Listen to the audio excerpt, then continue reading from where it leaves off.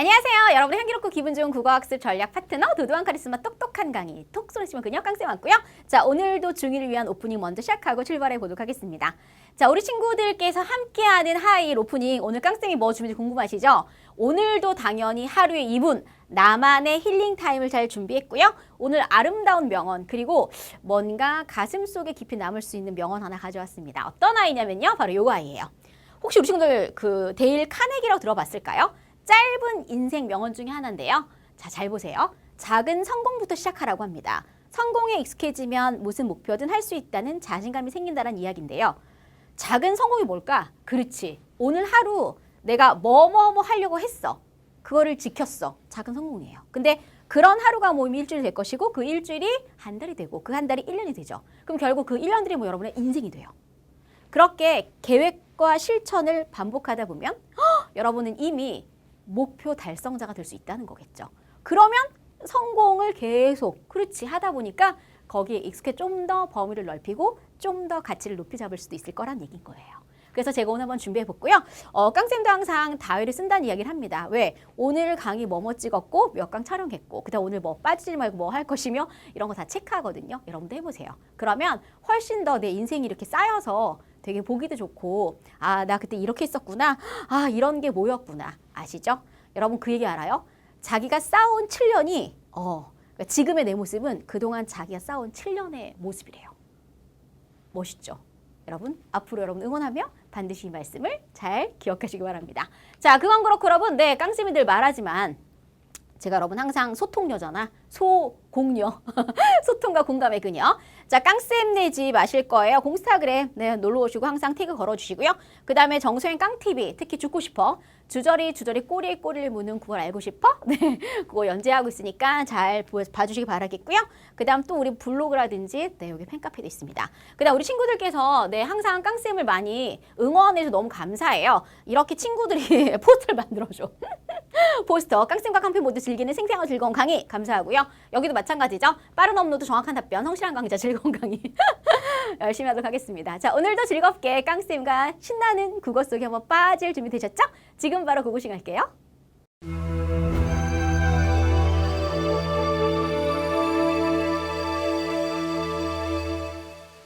네, 미래인지는 어서오세요. 깡쌤 소중한 VVIP 고객님들 오늘 여러분 3단원 들어갈게요. 알기 쉽게 설명하기 당연하지 얘들아.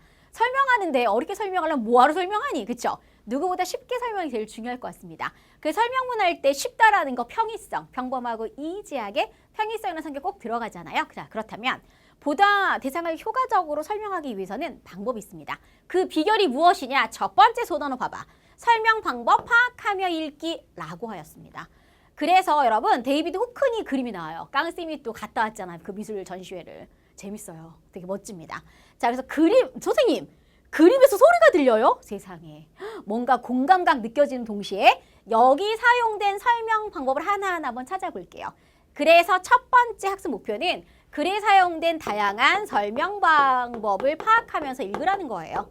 아, 그렇구나. 네. 설명 방법은 정말 다양합니다. 설명문의 양대 산맥이라고 할 수 있는 정의 예시만 있는 것이 아니라 뭐 비교, 대조, 분류, 구분, 분석, 인과 등등등 쭉쭉쭉 나올 예정이니까 함께 하나하나씩 개념을 익혀보도록 할게요. 오늘. 알겠죠?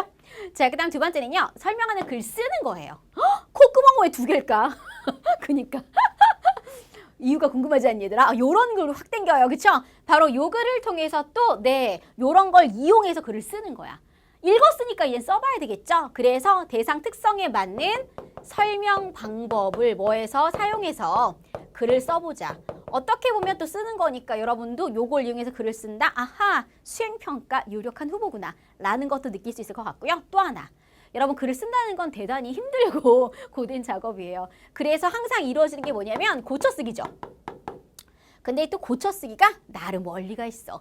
선생님 대충 한번 이렇게 읽어보고 이상한 거 고쳐쓰면 되는 거 아니에요? 노, 그렇지 않아요. 체계적이고 뭔가 좀 확실하게 우리가 좀 개념을 잡아야 되니까 우리가 고쳐쓰기 일반 원리를 고려해서 사부작 하나씩 고쳐보겠습니다. 물론 고쳐쓰기는 글, 문단, 문장, 단어 순으로. 아, 이렇게 고쳐 쓴다는 것도 함께 공부하면서 열심히 한번 배워보도록 해요. 3단원 여러분 제일 중요한 거 뭐라고요? 설명 방법입니다. 이거를 떼놓고는 절대 중학교 2학년 과정을 말할 수 없다는 점 기억하시면서요. 여러분 페이지는 한 페이지만 거기에 빠진 것도 깡쌤이 다 꽉꽉 넣어서 지금부터 개념 잡기 설명 들어갈게요.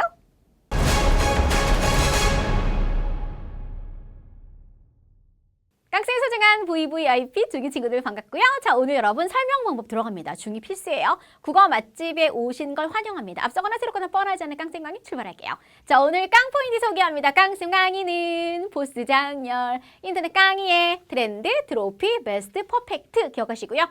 자, 일단 오늘은 한 가지만 잊고 하자. 오늘은 뭐니 해도 설명 방법만 가져가면 돼. 알겠죠? 그래서 다양한 설명 방법 소개하겠습니다. 자, 그럼 깡쌤 출발할게요. 설명 방법을 논하려 했더니 설명문 이야기를 안 할 수가 없습니다.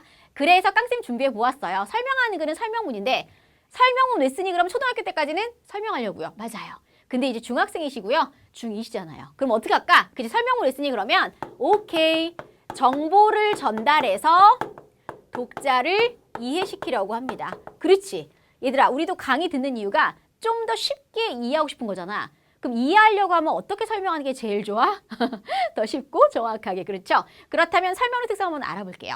일단 설명문은 말 그대로 사실 전달이고 지식이나 정보의 전달이니까 사실이 여러분 뭐예요? 객관성입니다. 가장 눈에 띄는 성질이고 특성이죠. 두 번째, 설명문을 쓸 땐 여러분 되게 분명하고 간결하게 씁니다. 그래야지 오해 없이 전달이 잘 되거든요. 이런 것을 명료성이라고 하는데 명확하게 요점만 찔러라 이 얘기가 되겠죠. 세 번째는 정확하게, 그렇지, 정확한 것만, 사실성입니다. 그 다음 그럼 짜임새가 있죠. 그러니까 구성 단계가 나름 있거든. 보통 우리가 소설은 왜 발단, 전개, 위기, 절정, 결말이라는 그러잖아. 근데 설명 같은 경우는 보통 3단 구성에서 체계성이 있습니다. 맞네요, 쌤. 그 다음 또 하나는 여러분 쉽게 설명, 그치? 얘들아, 굳이 어렵게 설명할 필요 있습니까? 쉽게 설명해서 금방금방 이해하는 게 제일 좋을 것 같거든요. 그래서 평이성이 되겠죠. 아, 평범하고 이지하게? 그렇지. 그렇다면 우리 친구들 명사형이라고 했는데 가만히 있니까 여기 명사가 보이네. 쌤, 명사가 뭐예요? 봐봐. 객관적으로 봤을 때 명사는 체언이야. 그치? 평범한 사실이죠. 그렇게 기억하시면 좋을 것 같습니다. 아하, 그렇구나. 자, 그럼 아까 깡쌤이 체계성, 짜임새 있는 구성 단계라고 했었는데 설명은 보통 3단 구성, 처가 끝 또는 처중 끝이라고 하거든요. 처음이랑 이런 뭐 있어요? 가운데가 있어요. 근데 이제 이 가운데 같은 경우는 우리가 또 중간이라고도 하죠. 마지막에는 끝입니다. 그래서 맨 처음에는 얘들아 뭘 밝혀? 설명 대상을 밝히고 일단 독자들의 관심과 흥미를 사부작 유발합니다. 그 다음에 이 글을 쓰게 된 동기라든지 목적을 밝히는 것도 어디예요? 처음이에요. 그럼 가운데 가서 사부작 하나하나 다 설명하거든? 이럴 때 가운데에서 구체적인, 그렇지, 설명 방법이 나오기 마련입니다. 끝에 가면 마무리하잖아. 일명 요약 정리죠. 오케이. 이렇게 하시면 끝나고 일부, 가끔은 전망을 얘기하거나 살짝 당부 한 줄 정도 쓰기도 합니다. 보통 설명문의 구성은 이렇게 구성되겠죠. 오케이. 그럼 여러분 봐봐. 우리가 설명 방법 배워서 찾는 것뿐만 아니라 글을 쓸 때도 설명 방법을 쓸 수 있거든요. 글 쓰는 과정을 살짝 언급하고 할게요. 보통 모든 일은 다 계획을 합니다, 우리가. 맞아요? 네. 계획하고요. 그 다음에 내용을 생성해요. 선생님, 내용 생성은 그렇지. 자료를 수집하고 거기서 뭐 한다는 얘기일까? 선정한다는 이야기가 되겠죠. 그리고 나서 내용을 조직합니다. 이때 개요를 짜지 뼈대 설계도를 짜게 되는 거예요. 3단 구성. 그리고 열심히 표현합니다. 한 번 써도 되지 않지? 한 번 고쳐주는 센스까지 발휘하시면 좋을 것 같네요. 자, 이렇게 개생조표고입니다. 개생조표고, 개생조표고, 개생조표고, 개생조표고, 개생조표고 기억해 주시고요.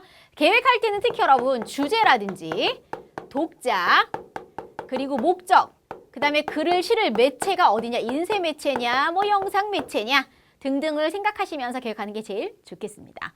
근데 선생님, 굳이 설명문에서 설명 방법이 그렇게 중요한 이유가 있습니까? 있어요. 설명 방법을 파악했을 때 그 효과를 놓치지 않을 거예요. 그렇죠? 우선 첫 번째는요. 내용 파악이 쉽겠지.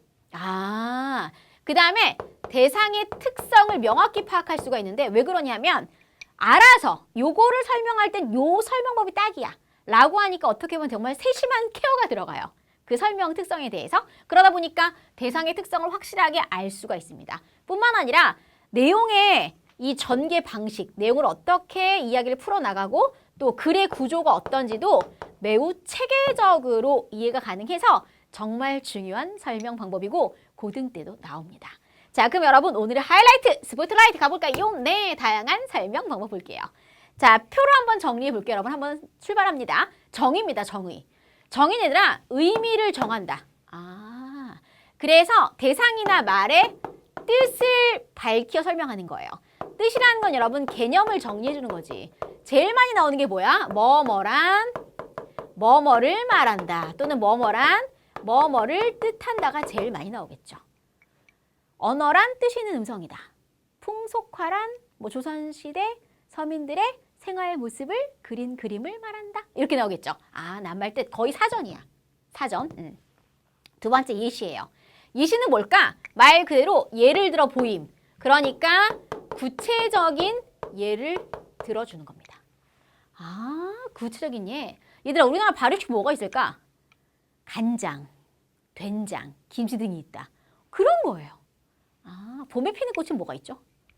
진달래꽃, 그지? 또 개나리, 벚꽃이 있다. 이렇게 하시면 되겠죠.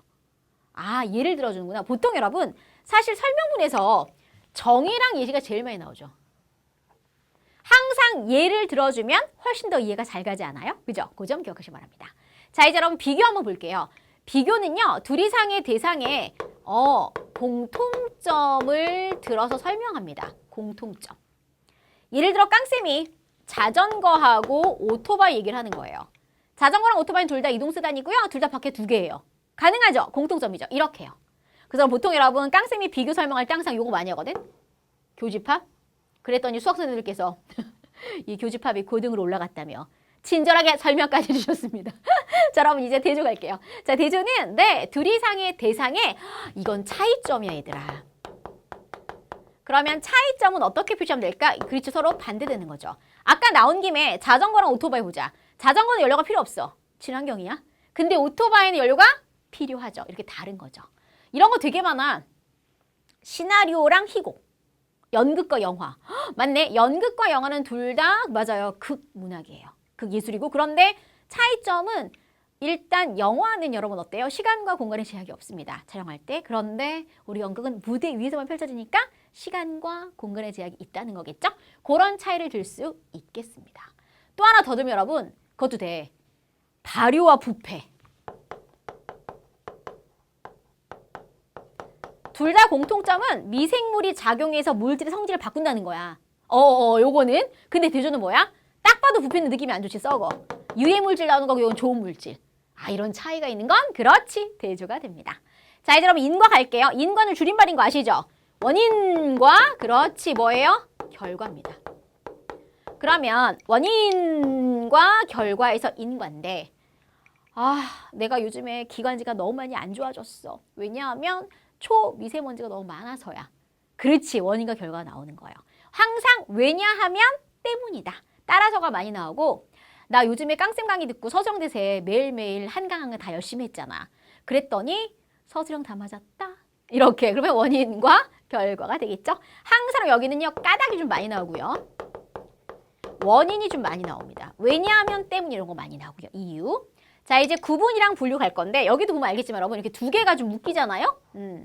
여기도 두 개가 살짝 꼭 연관지어서 구분과 분류로 많이 나옵니다. 여기는 비교와 대조를 많이 쓰고 따로 보기도 하는데 어떤 대상을 주어주면서 그 대상의 비교와 대조, 그 다음에 그 대상의 구분과 분류 이렇게 많이 하거든요. 우선 구분 갈게요. 여러분 구분은요. 구분하는 거죠. 그래서 나눠요. 전체를 기준에 따라 어떻게 한다? 오케이. 나누어 설명합니다. 그러면 큰 종류가 있었는데 요거를 이렇게 나열하는 거예요. 근데 분류는 거꾸로. 대상을 기준에 따라 이제 어떻게? 묶어서 설명하는 거야. 그럼 쌤 어떻게 되는 거예요? 예를 들면 이런 거겠죠. 우리가 자동차는 여러분 CC 배기량에 따라서 소형차, 대형차, 중형차 있죠? 그러면 나눴으니까 구분이야. 그러네 선생님. 그럼 이제 소형차, 중형차, 대형차 누가 자동차라고 하지 않습니까? 라고 하면 분류가 되는 거죠. 왜냐하면 여기는 쫑쫑쫑쫑 요거를 하나로 크게 묶은 거니까. 그래서 여러분 제가 여기도 살짝 준비했어요. 이거를 제가 준비한 거는 바로 구분과 뭐 때문이에요? 네, 분류 때문입니다. 한번 보실라우? 얘들아, 국악기를 연주하는 방법에 따라 크게 세 가지가 있어요. 관악기, 부는 거, 타악기, 때리는 거 손으로. 현악기는 줄이 있는 악기입니다. 맞나요? 지금 이렇게 나눴죠? 이렇게 나눴어. 근데 또 나눠. 근데 관악기는 단수피리가 있고 타악기는 장구랑 징이 있고 현악기에는 가야금과 거문고가 있어. 또 이렇게 나눈 거 맞죠? 예. 이렇게 점점 나눠가는 건 뭐라고 한다고? 그렇지, 바로 구분이라고 합니다. 그런데 단수와 피리는 관악기요, 장구와 징은 타악기요, 가야금과 거문고는 현악기다. 맞아요? 오히려 이쪽으로 가면 이쪽으로 가게 되면 뭐예요? 그렇지, 분류죠. 왜? 얘는 묶었어. 얘는 뭐 했어? 구분은? 그렇지, 구분은 바로 나누었어. 요 점을 꼭 좀 기억해 주시기 바랄게요. 그렇게 하는 거구나. 네. 예를 들어서 여러분 봐봐. 문학의 갈래에는 시, 소설, 수필, 희곡이 있다. 나눴지? 그러면 구분이야. 문학의 갈래는. 근데 봐봐. 시, 소설, 수필, 희곡은 우리가 문학이라고 묶을 수 있습니다. 라고 한다면 그렇지, 분류가 되는 거죠. 요 점을 기억하시 바랄게요. 여기는 나누고 여기는 묶고. 자, 이제 분석입니다, 우리 친구들. 분석은요, 대상을 쪼개는 거예요. 어떻게? 전체의 큰 구성을 그 이루고 있는 구성 요소나 아니면 부분으로 나누어 쪼개어 설명하는 겁니다. 그래서 여기서 가장 많이 등장하는 단어는 뭐냐면 구조. 구조라는 말이 제일 많이 나와요. 왜? 구조라는 건 분명히 그걸 이루고 있는 구성 요소를 나눌 수가 있다는 얘기거든? 그 점을 기억하시기 바랍니다. 그럼 쌤 어떤 게 있을까요? 우선 여러분 시계의 구조 하면 어떻게 돼? 그치. 시침, 분침, 초침, 태엽으로 되어 있다 하면 그렇지, 바로 분석이에요. 현미경 구조, 그 현미경 다 하나씩 나누면 돼. 컴퓨터는 모니터랑 마우스랑 본체가 있다. 역시 컴퓨터를 분석한 구조예요. 한옥의 구조, 이런 거 다 돼. 그러니까 제일 많이 나오는 게 여러분 구조예요. 아무튼 전체를 어떻게 한다? 쪼갠다. 쌤, 전체 쪼개는 게 또 뭐 있을까요? 우리 왼쪽 가슴에서 콩닥콩닥 뛰고 있는 우리의 가슴, 심장. 그럼 어때 얘들아? 포율이죠, 우리 포율은 여러분 어때요? 이심방, 이심실이잖아요. 좌심방, 좌심실, 우심방, 우심실 들었죠? 이심방, 이심실이고 중간에 판막이 있어서 혈액의 역류를 방지한다. 나도 중학교 때 배웠거든. 그럼 봐봐. 포율의 심장을 지금 방실, 이심방, 이심실로 구성되어 있다. 가능하죠. 쪼개 설명했으니까. 하나만 더 할게. 누구 있어? 곤충. 얘들아, 곤충이 있어. 자, 곤충의 몸은 어떻게 나누었죠? 그렇죠. 머리, 가슴, 배. 맞네. 그래서 여러분 보면 보통 이 구조들은요, 하나가 없으면 안 돼요.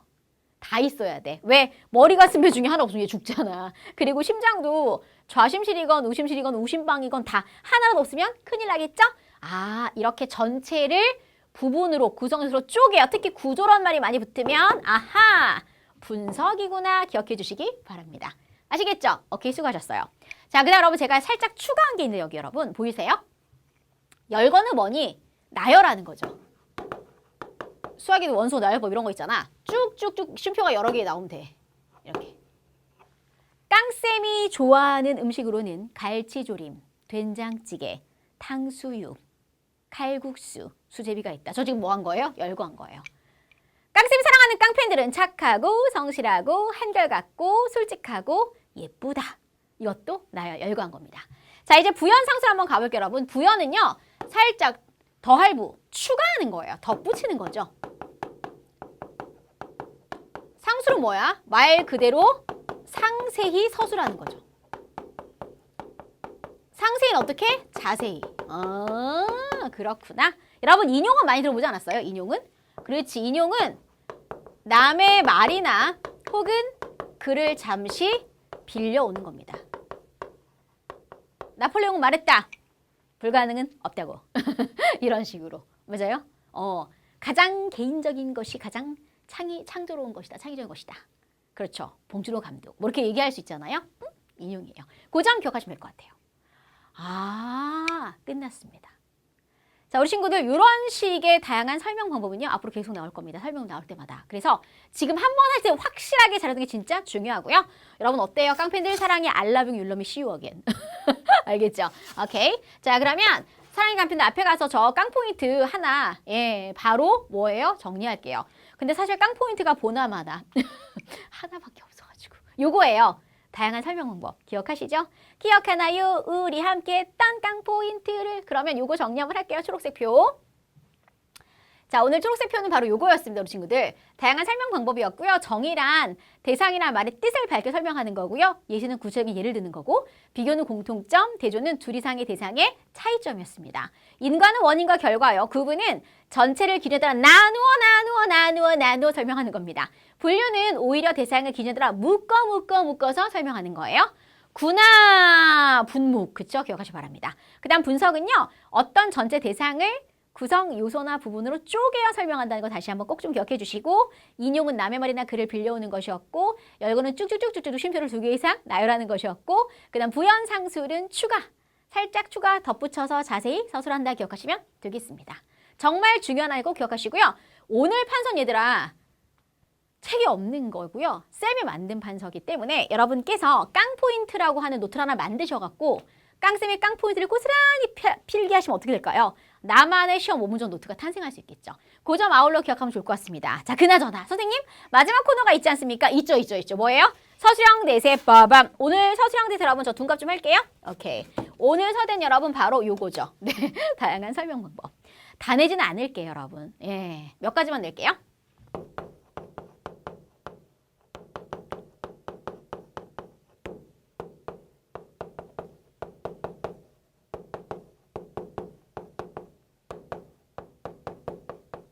자, 이렇게 3가지의 해시태그를 드리겠습니다.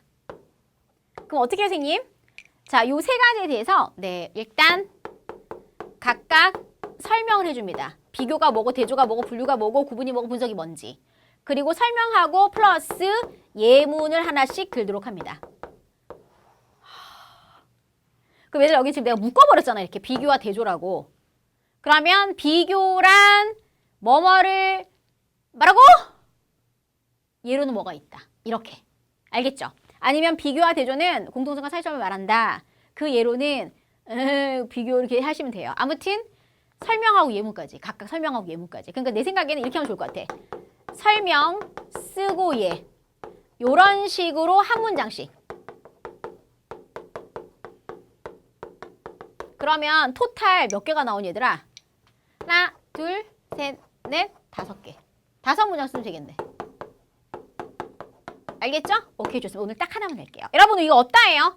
우리의 서술형 대세는 너와 나의 학습 공간. 오케이, 질작 게시판 오셔서 반드시 문제 쓰고 답 쓰면 깡쌤이 신속하고 정확한 1:1 코칭이 바로바로 이루어지고요. 제일 중요한 건 여러분, 이런 거 써야 돼. 이런 걸 써달라고. 왜? 이게 바로 뭐죠? 조건을 지키지 않으면 서술형 대세는 무조건 감점 당합니다. 그 점을 기억하시길 바랄게요. 오케이, 여기까지. 끝났다. 수고하셨습니다. 자, 그럼 깡쌤은요, 여러분하고 또 다음에 만날게요. 아시겠죠? 국어사랑, 나라사랑, 깡사랑, 독도사랑, 지구사랑, 그리고 국사사랑이고요. 이론은 여기까지. 지금까지 여러분 마음속에 국어의 불을 지펴버린 국어계의 방화범 깡쌤이었습니다.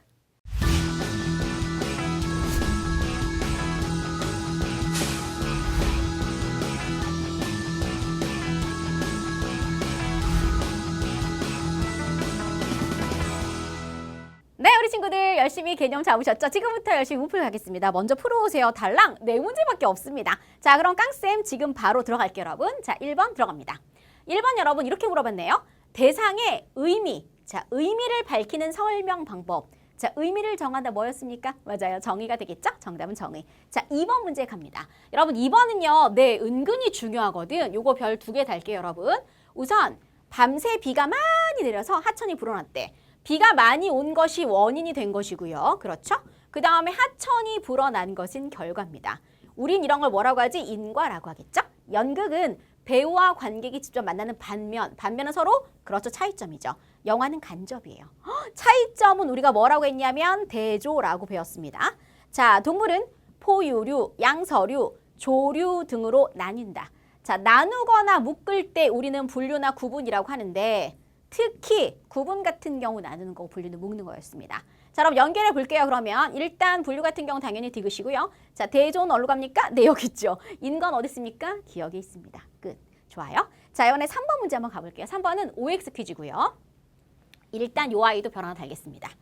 예시는 구체적인 사례를 들어서 이를 높여줍니까? 당연하죠. 맞아요.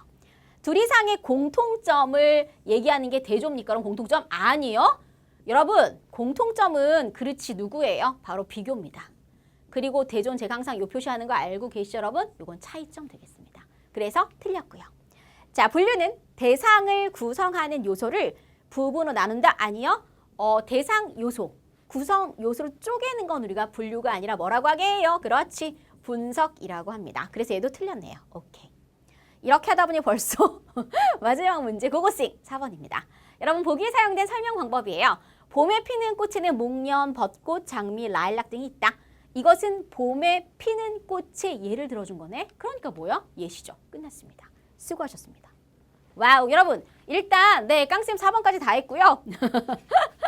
자, 복습하는 거 잊지 마세요. 여러분 이거는 중2 필수니까 진짜 중요합니다. 국어사랑, 나라사랑, 깡사랑, 독도사랑, 지구사랑, 그리고 국사사랑이고요. 네, 지금까지 여러분 마음속에 국어의 불을 지펴버린 국어계의 방화범 깡쌤이었습니다. 안녕.